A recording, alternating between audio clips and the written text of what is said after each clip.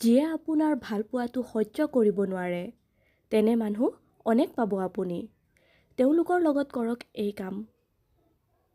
Number 1, শাৰীৰিক মানসিক দূৰত্ব বজাই ৰাখক। প্ৰয়োজন নাথাকিলে কথা নাপাতিব, কিবা সুধি থাকিলে চমু উত্তৰ দিব। নম্বৰ 2, তেনে মানুহে হঠাৎ আপোনাৰ আপোন যেন দেখুৱাই কথা ক'লেও বিশ্বাস কৰি নল'ব। শুনক, আপোনাৰ বুকুত সোমাই আপোনাৰ আপোন হৈও তেনে মানুহে আপোনাৰ পিঠিত ছুৰি বহুৱাই দিব পাৰে। নম্বৰ 3, নিজৰ সফলতা, আনন্দ আৰু ভাল খবৰ তেওঁলোকক নক'ব। আপোনাৰ ভাল লগা বেয়া লগা কথাবোৰ নক'ব, কাৰণ আপোনাক ক্ষতি কৰিবলৈ তেওঁলোকৰ বাবে এটা সুযোগেই যথেষ্ট। বাকী ভালেই থাকিব, সুস্থ হৈ থাকক। ধন্যবাদ।